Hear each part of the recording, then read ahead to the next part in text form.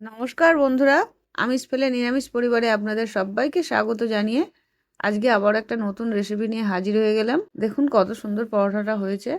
আর এই পরোটাটা বানাতে খুবই কম সময় আর চটজলদি এত সুন্দর নরম তুলতুলে হয়। এই পরোটাটা একবার হলেও বানাবেন। আর এটা ফুলকপি দিয়ে বানিয়েছি। শীতকালে ফুলকপি থাকতে থাকতে বা ফুলকপি ফুরিয়ে যাওয়ার আগে অবশ্যই বানাবেন। আর একবার বানালে দেখবেন বারবার বানাতে ইচ্ছা করছে, তখন আর এমনি অন্য কোনো পরোটা খেতে ইচ্ছা করবে না। এর জন্য ফুলকপিগুলো খুব ভালো করে টুকরো টুকরো করে কেটে নিয়েছি, তারপরে ধুয়ে নিয়ে এভাবে গ্রেটারের সাহায্যে গ্রেট করে নিচ্ছি। ফুলকপিটা খুব ভালো করে ধুয়ে নিয়ে গ্রেট করবেন, না হলে ধোয়ার সময় সব ফুলকপি ধুতে ধুতে দেখবেন বেরিয়ে যাচ্ছে, যেহেতু ভালো করে গ্রেট করা হয়েছে। আর এখানে আমি ময়দা নিয়ে নিয়েছি 2 কাপ, আর 1 কাপ নিয়েছি আটা। ময়দা আর আটাটা নিয়ে একটা বড় বাটিতে নিয়ে নিয়েছি, আর ওতে 4 চামচের মতন সাদা তেল দিয়ে দিচ্ছি ময়ানের জন্য। আপনারা ময়ানে ঘিও দিতে পারেন সামান্য।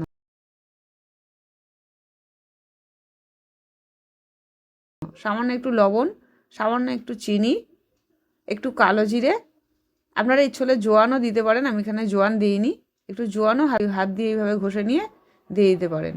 জোয়ান দিলেও খুব ভালো হয়। এবার অল্প অল্প করে জল দিয়ে এইভাবে আমি খুব ভালো করে আটাটা মাখিয়ে নেব।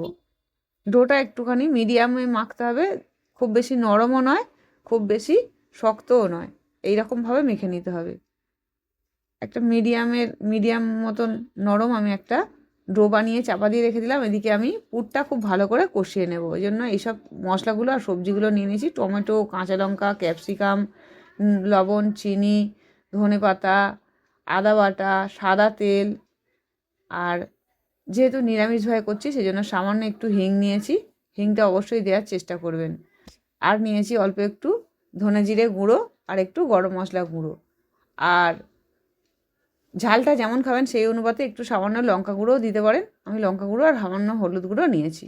কড়াতে তেল দিয়ে আমি খুব প্রথমে কাঁচা লঙ্কাটা ভেজে নেব। কাঁচা লঙ্কাটা একটু ভালোভাবে ভাজা ভাজা হয়ে গেলে সামান্য একটু 1 পিঞ্চের মতন হিং দিয়ে দিলাম।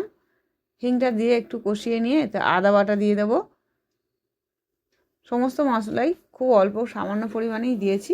এবার ক্যাপসিকামটাও দিয়ে দিলাম। ক্যাপসিকামটা আমি অর্ধেক নিয়েছি। ক্যাপসিকামটা খুব ভালো করে কষিয়ে নিয়ে তারপর এর মধ্যে আমি কেটে রাখা টমেটোটাও দিয়ে দিলাম। টমেটোটা দিয়ে একটু কষিয়ে নেব। এই সময় একটু সামান্য লবণ দিয়ে দেবো যাতে তাড়াতাড়ি ভাজা হয়ে যায়। লবণ দিলে একটু জলটাও বেরিয়ে যায়, তাড়াতাড়ি টমেটোটা নরম হয়ে যায়, ভাজা ভাজা হয়ে যায়। টমেটোটা একটু ভাজা হয়ে গেলে সামান্য একটু লঙ্কা গুঁড়ো 1/2 চামচের মতন আর 1/2 চামচের মতন দিলাম হলুদ গুঁড়ো। লঙ্কা আর হলুদটা দিয়ে একটু কষিয়ে নেব। ঝাল যদি বেশি খান সেক্ষেত্রে লঙ্কা গুঁড়োটা একটু বেশি দিতে পারেন। 1/2 চামচ দিলাম ধনে গুঁড়ো, 1/2 চামচ দিলাম জিরে গুঁড়ো। এবার মশলাটা একটু সামান্য জল দিয়ে কষিয়ে নেব। এভাবে কষানো হয়ে গেলে তারপর এর মধ্যে আমি গ্রেট করে রাখা ফুলকপিটা দিয়ে দিলাম। আমি এখানে যেহেতু ফুলকপিটা ভাপিয়ে নিইনি সেই জন্য খুব ভালো করে এখানে কষিয়ে নেব। একটু ঢাকা দিয়ে কষিয়ে নেবেন, তাহলে ফুলকপিটা কষাতে কষাতেই সেদ্ধ হয়ে যাবে। এইভাবে যদি আপনারা রেসিপিটা করেন দেখবেন খুব খেতে সুস্বাদু হবে। ফুলকপি ভাজার একটা আলাদা সুগন্ধ আসে। একটু সামান্য চিনি দিয়ে দিলাম। চিনি বা গুড় অবশ্যই দেবেন, স্বাদের ব্যালেন্সটা এতে ভালো হয়। চিনিটা দিয়ে একটু ভালো করে কষিয়ে নেব। আর একটু সামান্য লবণ দিয়ে দিলাম। লবণটা আগে যেহেতু কম দেওয়া হয়েছিল, লবণ আর চিনিটা দিয়ে আরও মিনিট 5 ভালো করে এভাবে কষিয়ে নিয়ে তারপর এতে দিয়ে দিলাম 1/2 চামচের মতন গরম মশলা গুঁড়ো। গরম মশলা গুঁড়ো দিয়ে একটু কষিয়ে নিয়ে ধনে পাতা 1 মুঠো কুচি দিয়ে দিলাম। দিয়ে খুব ভালো করে শুকনো শুকনো করে নিয়ে এটা নাবিয়ে নিয়েছি। নাবিয়ে একটু হালকা করে ঠান্ডা করে নিয়েছি। এবার এই খামি থেকে আমি 4টে মতন লেচি কেটে নেব। একটু বড় বড়ই লেচিগুলো কাটছি যাতে এর ভেতর পুর ভরলে বেরিয়ে না যায়। এইভাবে সমস্ত লেচিগুলো আমি হাত দিয়ে গোল গোল করে পাকিয়ে নিলাম। নিয়ে এবার আমি একটু অল্প করে ময়দা দিয়ে দিয়ে এগুলো গোল গোল করে বেলে নেব। আর বেলার সময় অবশ্যই একটু ঢাকা দিয়ে রেখে দেবেন, হাওয়া লাগলে লেচিগুলো শক্ত হয়ে যেতে পারে। এইভাবে আমি ময়দা দিয়ে একটু বড় করে গোল পাকিয়ে নেব। অবশ্যই একটু বড় করে প্রথমেই করে নেবেন, তাহলে এর মধ্যে পুরটা অনেক বেশি দিতে পারবেন। এভাবে বড় মতন একটা রুটি বানিয়ে নিয়েছি। এবার এর মধ্যে আমি বেশ খানিকটা একটু বেশি করেই পুর দিয়ে দেব। যেহেতু খামিটা বড় করে নিয়েছি, পুরটা অনেক বেশি ভরা যাবে। একটা করে পরোটা খেলেই সবার পেট ও মন দুটোই ভরে যাবে। এইভাবে পুরটা ভরে নিয়ে সমস্ত দিক 4-5টা ভালো করে এইভাবে ঘুরিয়ে ঘুরিয়ে বন্ধ করে দিয়ে আমি একটা গোল্লা বাকিয়ে নেব। প্রথমে হাতের সাহায্যে একটু চ্যাপটা করে নিয়ে তারপর এটা বেলবো, তাহলে পুরটা বেরোবে না। এবারও সামান্য একটু ময়দা দিয়ে আমি এইভাবে পুরটা বেলে নিয়ে রুটিটা বেলে নেব। আপনারা ইচ্ছে হলে ময়দার জায়গায় আপনারা একটু সাদা তেল দিয়েও এইভাবে গোল করে বেলে নিতে পারেন।